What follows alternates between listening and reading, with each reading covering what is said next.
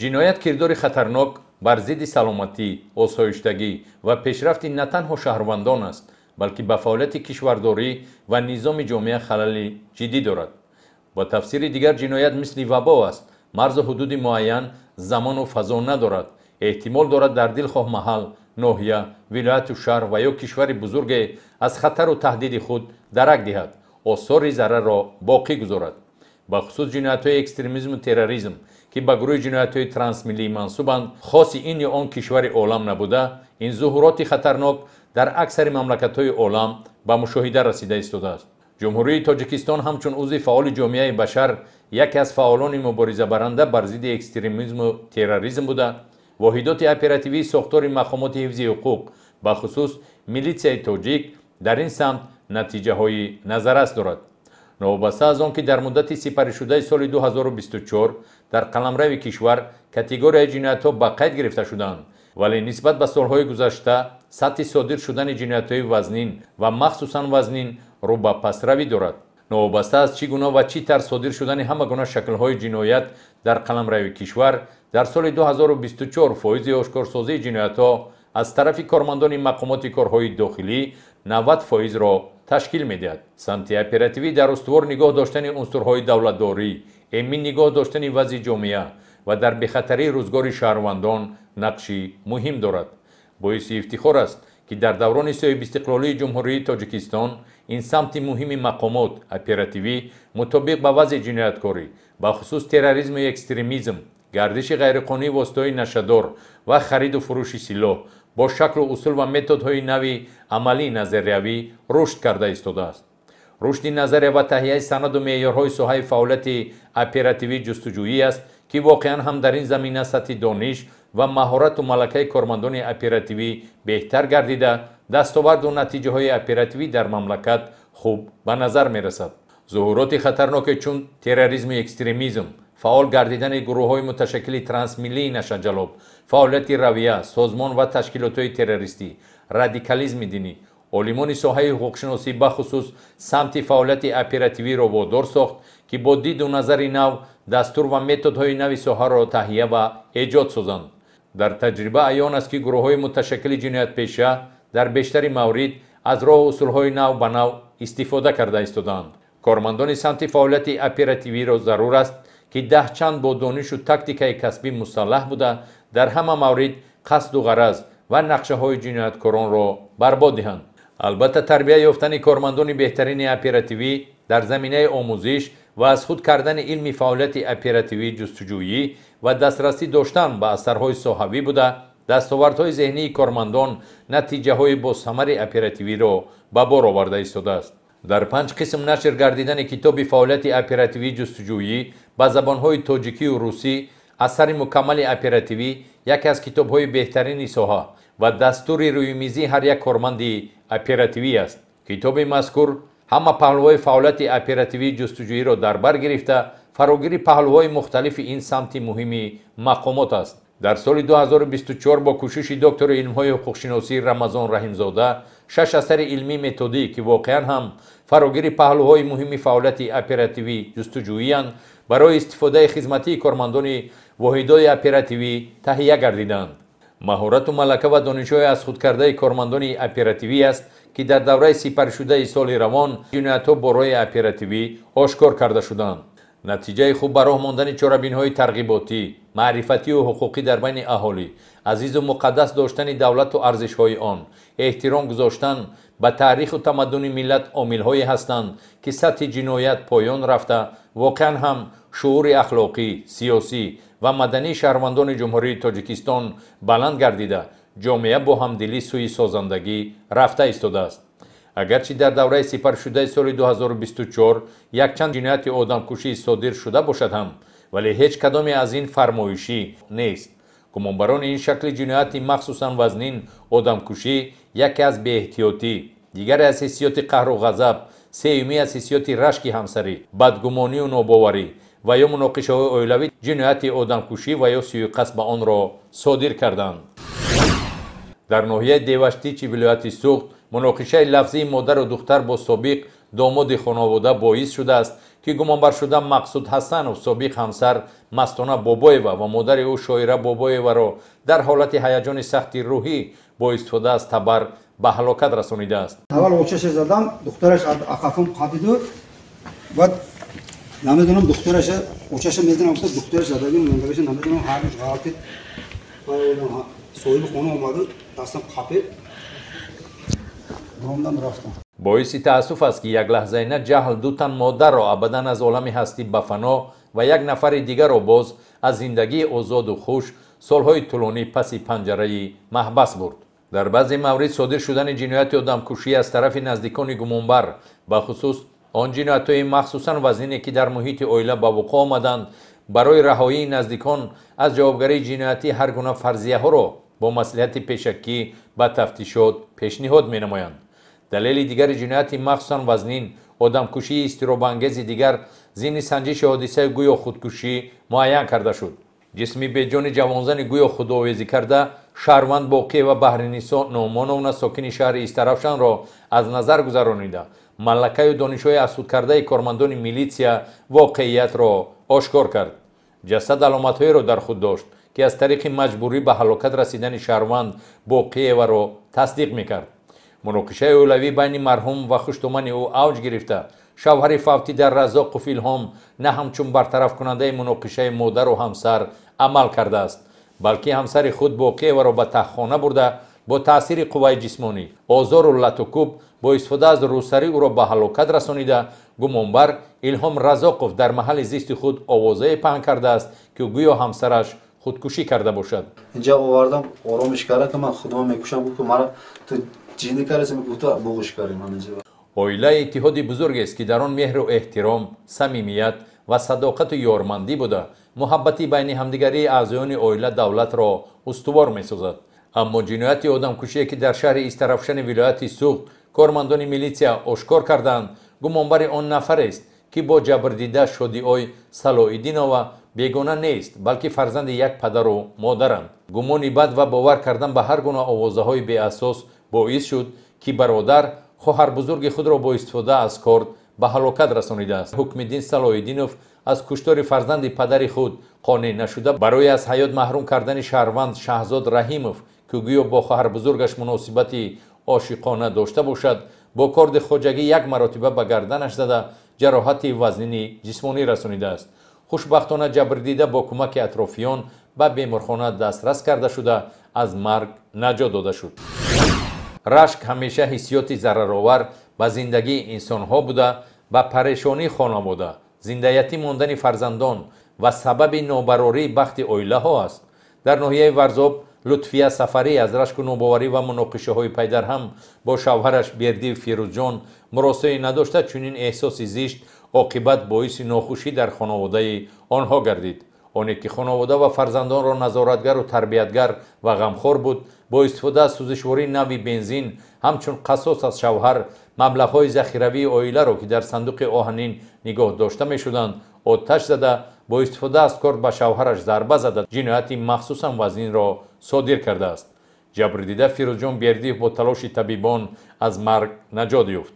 аммо ҳамсари ӯ лутфия сафарӣ аз кӯтоҳандешии худ бо гумонбарӣ дар ҷинояти махсусан вазнин дастгир шуда аз канори фарзандон солҳо дур дар маҳбас сокин хоҳад шуд. ғазаб хостум ки суд қатъи чина нахара сефша алов сад ва корча дар пуштуш задам. шароб ва вобаста шудан ба он ҳамеша бар зарари саломатӣ ва хушбахтии инсонҳост. истеъмоли зиёди шароб зина ба зина ахлоқу саломатии шахсро ноҷур сохта оқибат шахсро ба кирдорҳои зидди қонунию ҷиноятпешагӣ мебарад. ҷинояти одамкушие ки аз тарафи кормандони раёсати вазорати корҳои дохилӣ дар шаҳри душанбе ошкор карда шуд омили содир шудани ин ҷинояти махсусан вазнин майзадагӣ аст. қурбонзода ҷаҳонгир мунтазам ба майнӯшӣ машғул шуда оила ва фарзандони худро доимо зери шиканҷа қарор медодааст. ӯ дар ҳолати мастӣ ҳамсарашро зери лату кӯби шадид қарор дода бо роҳи буғӣ кардан ва бо истифода аз миёнбанди чармӣ духтарчаи хурдсоли худро лату кӯб намуда бо як бераҳмии махсус ба ҳалокат расонидааст. гумонбаршуда бо мақсади рӯйпӯш намудани изи ҷиноят аз пойтахт шаҳри душанбе ҷисми беҷони духтарашро ба ноҳияи темурмалик бурда او را دفن نموده است. گروه فوری تفتیشاتی با استفاده متدهای اپراتیوی معین کرد که خردسال نه با مرگ بیولوژی بلکه از تاثیر علامت‌های مجبوری با آزار شدید جسمانی فوتیده است. میلیسیا نوابسته از همه گونه وضع و شرایط همیشه تلاش میکند تا قصد و عملهای جنایتکاران، پیشگیری و آشکار و روزگار آسایشته شهروندان، حقوق و آزادی‌های مردم از خطرها امین باشد. کشودن جنایت‌های سال‌های پیش نیز یکی از سمت مهم فعالیت میلیسیای تاجیک است. برای واقعا هم یک جامعه آرام و آسایشته بنیاد کردن میباید جنایت را ریشه‌کن کرد. ماه مارس سال 2021 در کانون راه نقلیاتگرد خطک و دیمیتروف ولایت مسکو فدراسیای روسیه جسد شهروند جمهوری تاجیکستان علیقلوف بهرام رحیموویچ ساکن دهه کشتودک شهر پنجکند با گلوی بریده که علامت مرگ مجبوری در آن بر اعلی دیده میشد در داخل بارخلطه دریافت کرده شده.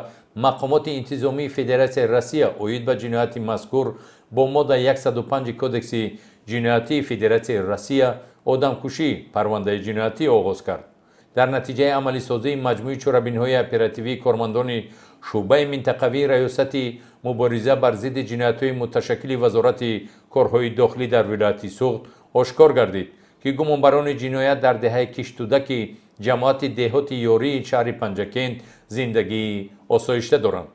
برادران صاحب نظر و جهانبک یوسوپوف هنگامی در شهر سرگیو پسد ولایت مسکو فدراسیای روسیه قرار داشتند سنه 26 مارس سال 2021 از سبب خصومت شخصی علیقلوف را بی‌رحمانه با استفاده از کارت گلویش را بریده او را به هلاکت رسانیدند. یوسوپوف صاحب نظر از جای بیراستش کارت را گرفته برآورده گلویش را برید.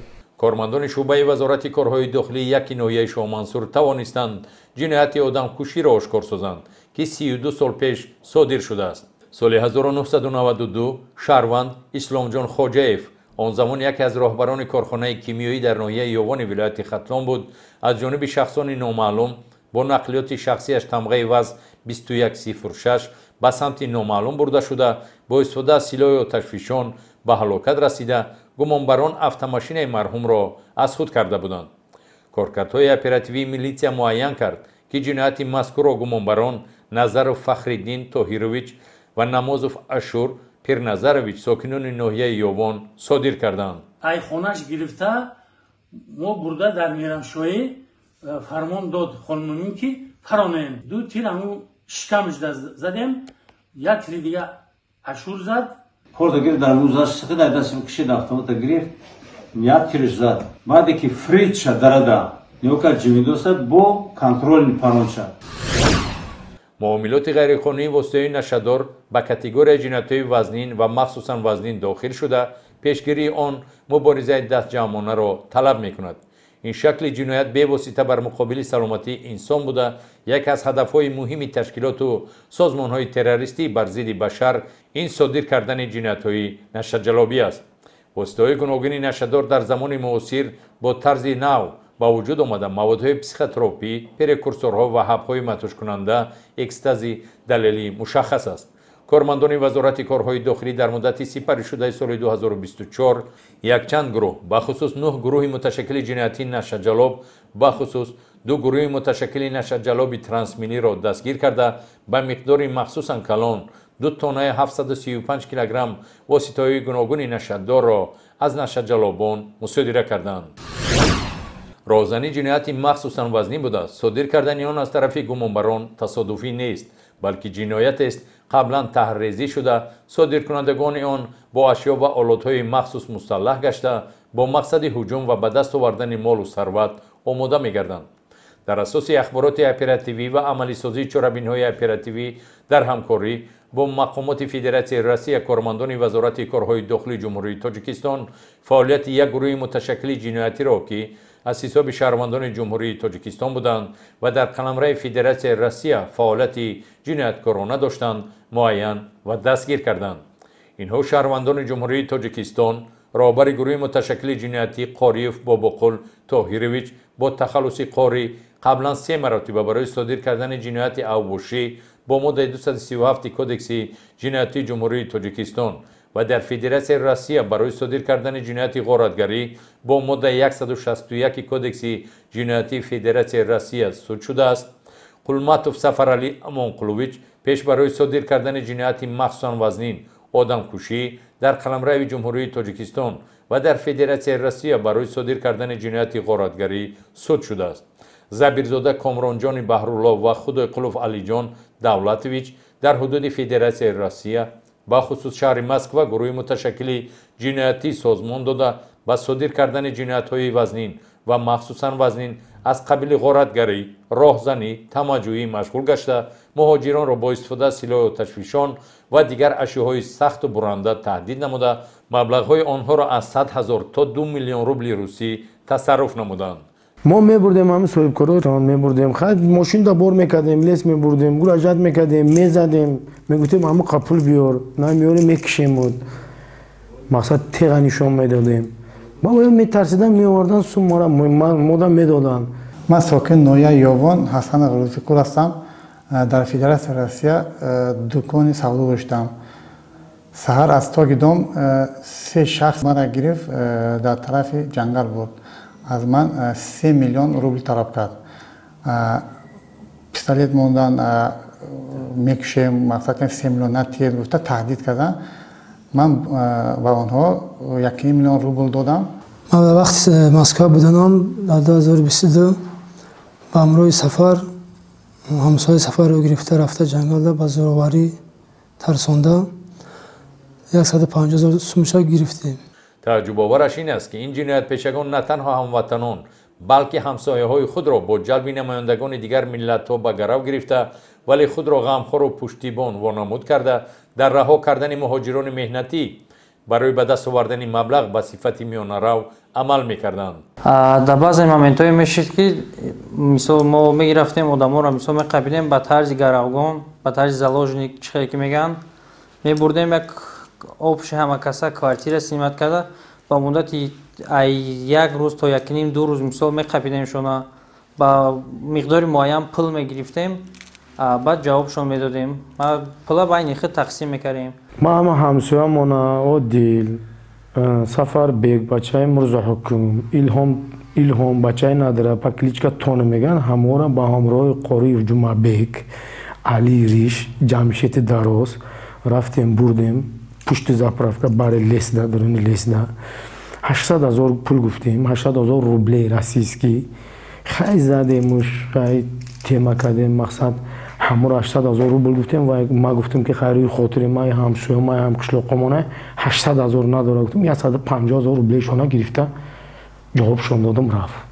منانوف محمد جان بابا کلانویچ با تغییر سیمای ظاهری گذاشتن ریشی به ترتیب خود را خطرناک و تهدیدآور وانمود کرده در اطراف خود یک چکه دیگر جنایتی را تشکیل کرده برای حل نمودن بحث‌های قرضی داخل کرده همچون مشزور از دو جانب چی قرض دهنده و قرض گرفته مبلغ کلان پولی تمام کرده است. کار ما در کجایی که یک برادر سومش نمیتونن کیدتش میکنن ما در حال میریم مسئله را حل میکنیم سومش نمیگیریم میتیم ما وقتی که در وقت رزبار قدیما استریش نزاکت میکردن ما 6-7 نفر جمع میشدیم برادر راقتی همه اونها من اطاعت میکردن گوش میکردن یک جای میرفتیم با هم میشیشتیم مشوره میکردیم اونا فقط گوش میکردن من گپ میزدم ریش من در روسیه دراز بود همه ریش دراز خطی سیمایی بلند داشت نفوذش بلند بود ریش بلند خطی اونها میدیدن برای اونها یک دهشت بود.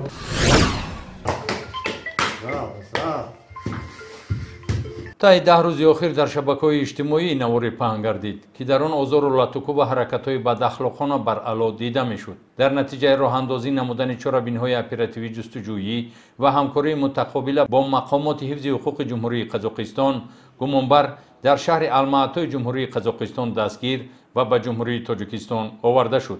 معلوم کرده شد که شهروند جمهوری تاجیکستان دولتوف نصرت الله علاویدینویچ سال تولدش 1994 ساکن ناحیه جلالالدین بلخی ولایت ختلان برای $300 قرض داده خود به شهروند شاکروف یحیی سهرابویچ از اون نه با راه مصالحت آمیز بلکه با راه زوری و بداخلاقی مبلغ داده خود را گرفتنی شده است.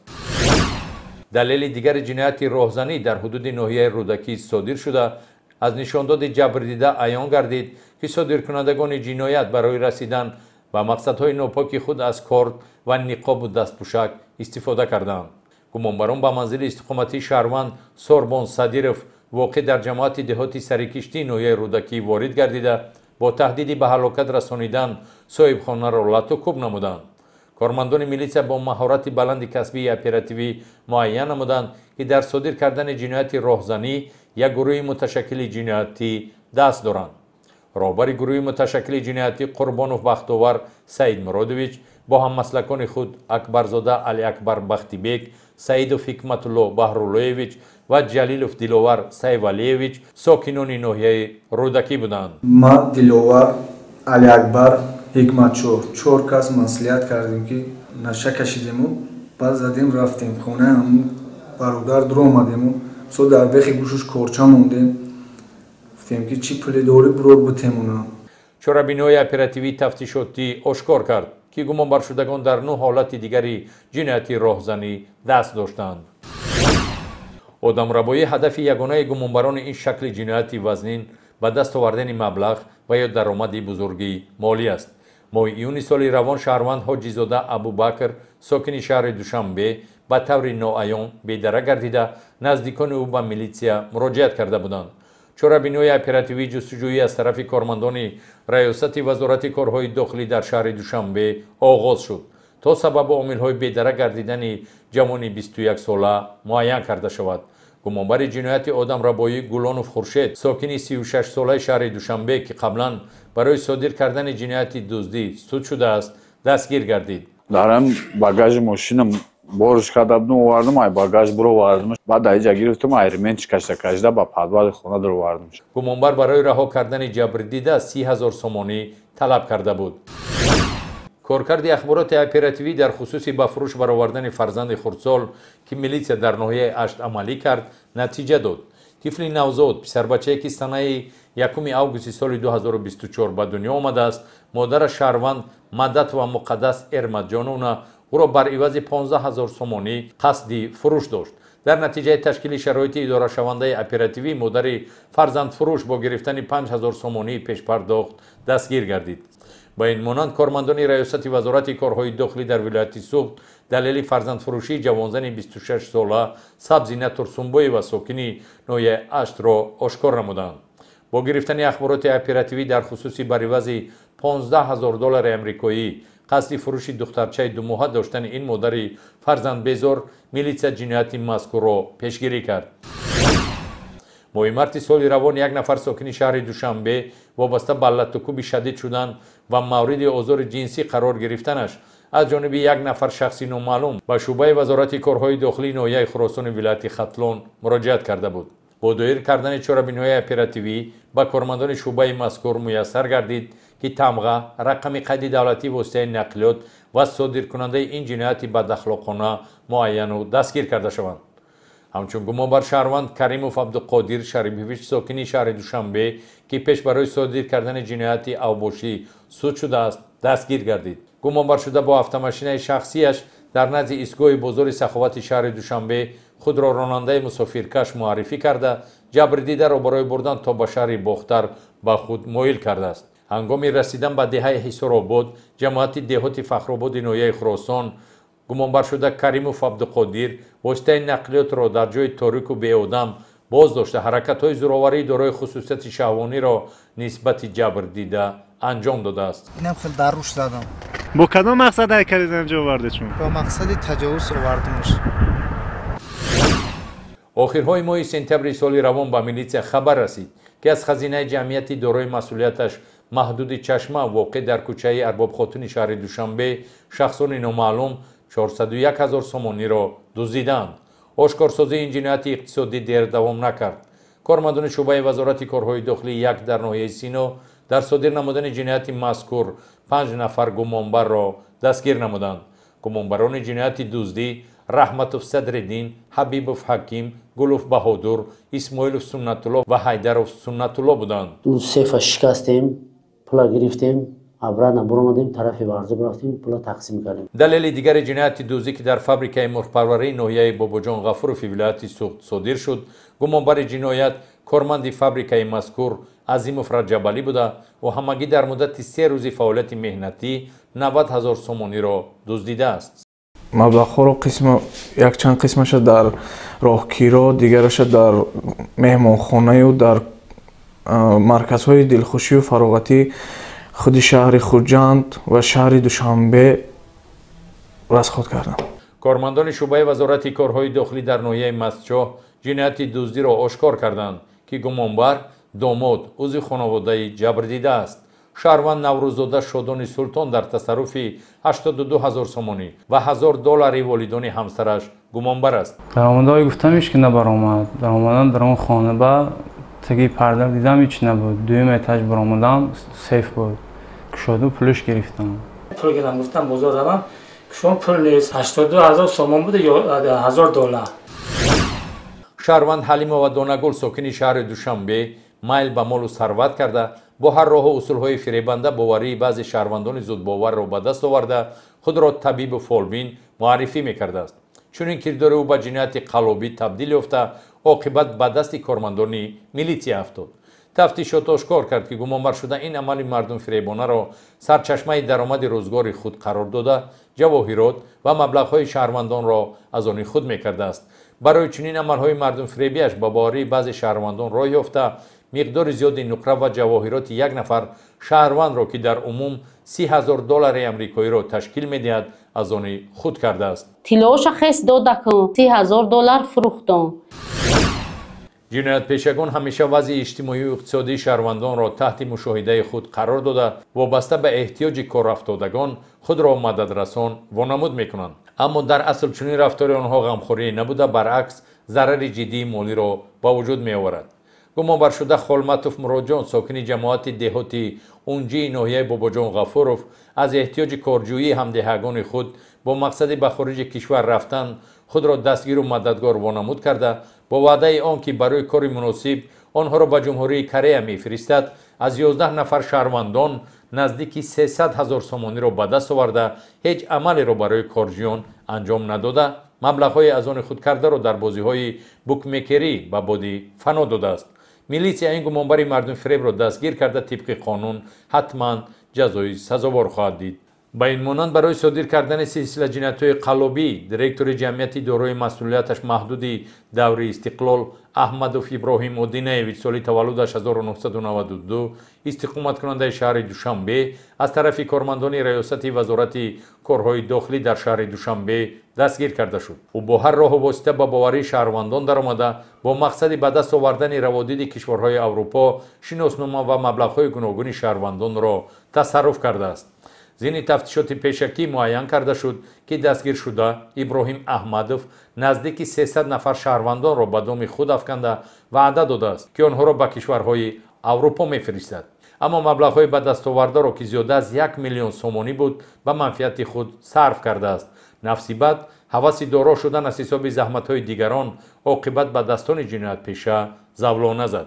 дар содир намудани ҳолатҳои зиёди ҷиноятҳои қаллобии шаҳрванд Давлат ва Шоира Муҳиддиновна соли таваллудаш 2002 истиқоматкунандаи шаҳри Ваҳдат дастгир карда шуд. ин гумонбар дар ягон ширкат ё ташкилоти сайёҳие фаъолият надошта бо макру найрангҳои хоси худ шаҳрвандонеро ки азми сафари ҳаҷи умра доштанд аз орзуи чандинсолаи худ бенасиб гардонидааст. ӯ бо роҳи боварӣ 500 000 сомонии шаҳрвандонеро ки ба ҳаҷи умра сафар кардани буданд ба манфиати шахсии худ сарф кардааст. ба мардум овоза шуд ки мо ҳамчун онҳоро ба ҳаҷи умра фонди хайравӣ аст ки онҳоро ба ҳаҷ равон мекунем. онҳо бисёр мардум ба мо мисол бовар карда маблағҳои худашонро бо ҳамроҳи паспорташон доданд ва онҳо зиёда аз 200 нафари онҳоро гирифта ва доми фиреб мардум гирифтор шуд, онҳо ба ҳаҷ нарафтанд. гумонбаршуда Ҳамроев Рустам сокини шаҳри Ваҳдат низ дар содир кардани 12 ҳолати ҷинояти қаллобӣ бо зарари 1.5 миллион сомонӣ аз тарафи кормандони шӯъбаи вазорати корҳои дохилии яки ноҳияи Шоҳмансур дастгир карда шуд. барои аз ҷумҳурии мардумии Чин овардани воситаҳои нақлиёти барқӣ шумораи зиёди шаҳрвандонро ба доми фиреб кашида маблағҳои ба дастовардаро ба манфиати худ сарф кардааст. тӯли як моҳ мешавад ки дар ҳамин соатиҷӣ суратҳои мошиноро электромобилро мепартем. ана ба ман аз сайт менавистанд ки ба мо фалон намуди мошин электромобил яъне лозим аст. ман онро даъват карда 30% пешпардохт мегирифтам. ана 30% пешпардохти гирифтаи онҳоро ба яъне мошиношон намеовардам. 30% он пешпардохташонро мо ба манфиати худам истифода мебурдам. нафари дигаре ҳамчун гумонбар раҳну назар ва дар содир намудани ҷинояти қаллобӣ аз тарафи кормандони раёсати вазорати корҳои дохилӣ дар шаҳри душанбе дастгир гардидааст. раванди чорабиниҳои тафтишотӣ муайян кард ки раҳну назар ва бо роҳи фолбиниву ҷодугарӣ ба боварии шаҳрвандон даромада сирру маълумоти шахсии онҳоро ҷамъоварӣ намуда бо роҳу таҳдиду бадномсозӣ ироб шантаж маблағҳои калони шаҳрвандонро аз они худ мекардааст. гумонбаршуда аз як нафар ҷабрдида дар ду марҳила 150 000 сомонӣ ва ҷавоҳирот низ тасарруф кардааст ки ҳамчун далели шайъӣ дарёфту мусодира карда шуданд. гарчанде ки худам се сура медонам алҳам қулҳуваллоҳ оятал курсияви дафтар метонам хонда. он дар мебайн фаҳмидем бо писарчаам ки ҳамин духтарча дар карташ пули калон дорад.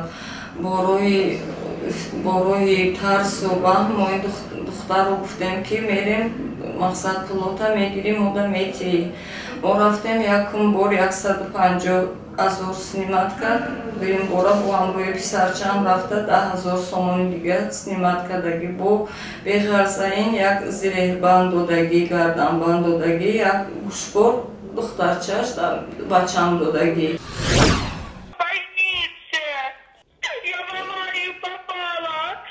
ҷиноятпеша нафарест ки ҳамеша мехоҳад бо чӣ гуна тарзу усуле набошад манфиат ба даст оварад. тавассути технологияи нав бо истифодаи интернет ҷиноятҳои кибернетӣ низ дар давоми соли 2024 аз тарафи кормандони милитсия ошкор карда шудааст. кормандони раёсати вазорати корҳои дохилӣ дар шаҳри душанбе муайян намуданд ки як гурӯҳи муташаккили ҷиноятӣ бо истифода аз имкониятҳои технологияи навин рақамҳои телефони мобилии шаҳрвандонро дастрас намуда бо шаҳрвандон дар тамос шуда худро ҳамчун корманди соҳаҳои гуногун муаррифӣ карда дар бораи басадама ва дигар фоҷиаҳо гирифтор шудани фарзандони шаҳрвандон хабарҳои бар дурӯғ мерасониданд. ҳангоми пешбурди корҳои оперативии ҷустуҷӯӣ ошкор карда шуд ки ин гурӯҳи муташаккили ҷинояткорони интернетӣ барои амалигардонии мақсадҳои ҷиноятиашон аз ҳисоби шаҳрвандони ҷумҳурии тоҷикистон нафарони алоҳидаро ба худ ҷалб намуда барои интиқол додани маблағҳои пулӣ амалиётҳои молӣ мегузарониданд. айни замон аз ҷониби кормандони милитсияи пойтахт ду нафар ҳаммаслакони ин гурӯҳи ҷиноятӣ ки бар ивази дастрас ва интиқол додани маблағҳои пулӣ манфиат медиданд дастгир карда шуданд. аз ҷумла шаҳрвандон мамараимов фарҳод ва шарофиддинов рустам сокинони шаҳри душанбе бо роҳи фиреб аз се шаҳрванд зиёда аз $40,000-ро гирифта тавассути ҳамёни электронӣ ба хориҷи кишвар интиқол доданд. сума гирифтам $25,000 гирифтам буромадам. дар ҳамин се ҳолати рафтагим яки $40,000 равон кардам шуд. ҷиноят воқеан ҳам амали ношоистаест ки аз бевиҷдонию беорӣ ва беномусии ҷиноятпешагон дарак медиҳад. шаҳрвандон бобоназарзода парвиз ва тошокова зебо ки бо ҳам зану шавҳаранд дар саҳифаи иҷтимоии одноклассники саҳифаи мустаъори занона бо номи бону ба қайд гирифта навору расмҳои ғайриахлоқиро ҷойгир ва барои анҷоми хизматрасонии шаҳвонии пулакӣ эълон нашр карда буданд. таассуфовар аст ки бобоназарзода парвиз барои маблағи ночизе ҳамсари худро барои ҷалби нафарони бадахлоқ ба манбаи даромад табдил додааст. номбурдагон дар саҳифаи интернетии одноклассники бо нашри аксу навиштаҳои бардурӯғ ҷавонони зиёдеро ба доми фреби худ гирифтор намуданд ё барои қонеъ сохтани нафси шаҳвонӣ ҷавононро ба маконҳои гуногун даъват намуда аз онҳо дар шакли электронӣ қаблан аз 100 то 500 сомонӣ пешпардохт мегирифтанд. ман дар шабакаи интернетӣ одноклассник сайти духтарӣ кушода эълон мегузоштам ва телефонҳо дар меҷикудум зану голосрӯй мекард. раҳа светофор 46 биё занг забода номером 46 адресои ма. баъд пул мепартофтан ва ҳамон чордиш мекардем фиреб карда. ба монанди ин милитсия дар вилояти суғ ҷинояти тамаҷҷӯиро ошкор кард ки шоҳҷаҳон ҷураев барои ба даст овардани маблағ аз роҳи ироб шантаж бо ҳамсари худ маслиҳат намуда як нафар сокини вилояти суғ исмоилов илҳомро бо истифода аз шабакаҳои иҷтимоӣ барои вохӯрӣ бо ҳамсараш ба манзили зисташон даъват карданд. гумонбаршуда шоҳҷаҳон ҷураев бо чунин саҳнасозии сунъӣ обрӯ ва иффати ҳамсари худро байни ҷомеа наандешида تنها در اندیشه آن بود که با این عمل صاحب مبلغی کلان می شود. با تهدید آن که مناسبت عاشقانه همسر خود و اسماعیلوف الهام را در بین عامه آوازه می سازد، از اسماعیلوف در 2 مرحله 50,000 سومانی گرفته اشتهای تمجیانه زن و شوهر اوج گرفته از اسماعیلوف مراتبه سیوم 60,000 سومانی طمع نمودند.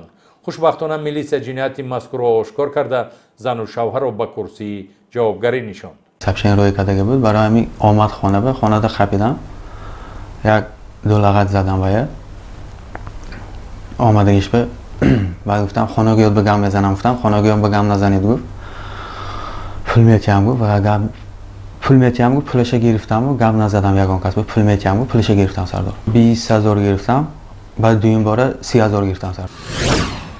در چند سال اخیر با تاثیر بنا مولای سیرگر و فولکشایان که هیچ عملی بجز مردم فریبی نداشتند و ندارند و تنها از پای نفسی خویشند، در جامعه اوج گرفتن خرافات بر علا و مشاهده رسیده ایستاده است.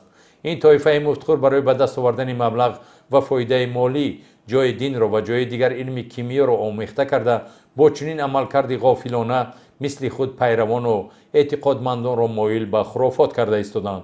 چرابین‌های اپراتیوی کارمندان وزارت کارهای داخلی آشکار ساخت که واقعا هم چنین نفران طبیب و جینبرار و سحرگر و فالبین و جز فریب و نیرنگ دیگر هیچ استعدادی فوق‌العاده ندارند. اما افسوس بعضی شهروندان ساده و بدانش حل مشکلات مهنتی برای تجارت، مناسبت عائله‌داری و بهبودی سلامتی خود را نه با کوشش و دیگر تدبیرجویی‌های علمی بلکه با فالبین و سحرگر و مردم فریبان باور کرده ایستادند. با پیشنهاد چنین دلیل‌ها شخص سالم فکر می‌تواند برای خود خلاصه لازمی برآورد. مثال من این را می‌دادم برای بی‌ضروریاتی، برای بفرزندی، مثال برای عصب و برای دیگرها این کشتا برای پلاستیک و بودی ما مردم مثال مراجعت می‌کردم، من می‌دادم برای همین 50 تا 100 تومان مثال می‌دادن هر کدوم. نقشه در اصل بیماری‌ها با واسطه گیاه‌درمان و داروها تبابت می‌شوند، نه به اینو. یکم جو منبع کوری من نبود، همین کورا پیشه کرده و سبب زندگی روزگار همین کورا در بین مردم میکردم. مخکت خون میکنم، صدقه میکنم، کنه میکنم. من برای فول دیدن 20 سومون میکنم، برای کشایش کور 50 سومون، برای من این کوکلا 1000 سومون. همینو میکنم. من میدونم که اینو همش دروغه. من همین نه گرمی و نه خنکی و نه کشایش اینو یگان مایده فایده نمیکنن. این همش کاروی شیطانیه، پروست برای مبلغ. بعد یکی کار که نتونستم همین راه دعاخانی را گرفتم. همین دعاخانی اندکی پل یافتم که دادم. تو ما رو تشتاوم که تغری باشن، تو ما رو تشتاوی کرم او را میدادم. خیر اینی دعاو میخوندم برای انا کسلی و الرژی میخوندم، یارم میدونم شو همونا میخوردن بیمارا. این تربه برای چی شد میبره؟ تربه را به خاطر اوی تربه هیچی هنری نداره. این همون آدمی حجرمند که دوره پوف میکنم آواز دور میبره دهم میرسونه. این نمیتونه. زنکی که اومد پیش من گفت چی بیارم؟ گفتم یک تا ماهی بیار، لباس شوهر تا بیار، یک تا لیزبه، شم، صابون، اسپند، چای، آبی جوش آمده همه را آورده. ماهیده نمی یک دانه ماهیده من همون را مقصد هیورش کورخط کردم. نه کورخط کردم که مقصد مزاری اون سودا میبری گور میکنی، همین هیورت ای شما دور میشود، ای شما جدا میشود، شما را دیگه غم نمیته. سبب به کسل نشرمندی گرفتار بودن من بر رو وستا مردم رو فریب نمودم، مبلغ پولی رو به دست آورده خود رو معالجه می نمودم. مردم رو برای کودکدار شدن کشایش کارشون به دعای بر دروغ فریب می کنم. از هر گونه اشیاء از جمله پوست و موینه حیوانات شوخ نخچیر استفاده می کنم که در اصل یگان فایده ندارد. من زیاده از 25 نمود کتاب او رو برای سیر جادو، برای نوشتن تومور تشتا و دیگر در دو دارم. تعلیمات دینی رو در نزد پدرم سید کاظموف نوروزشاه و تقایم کریم بای فیصابور گرفتم. همین مرغی که من با 50 سومه خریدم برای همین کلینتیم که ایمش میکردم به همین 300 سومون میفروختمش.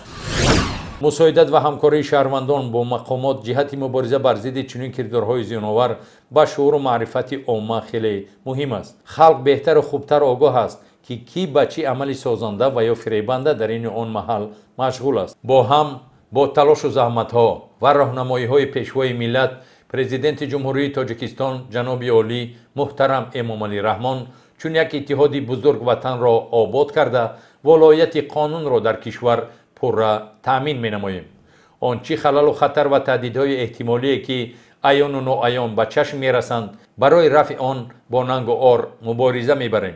وطن را چون فرزندان اصیل حفظ، آباد و بنیاد می‌کنیم. دارای اقبال نکو، فرهمند و آسایشته، صاحب استقلال، با فرهنگ و تمدن بزرگ، با اراده قوی در حفظ حقوق و منفعت‌های ساکنان کشور، عدالت و برابری و شکوفایی تاجیکستان عزیز صادق و استواریم.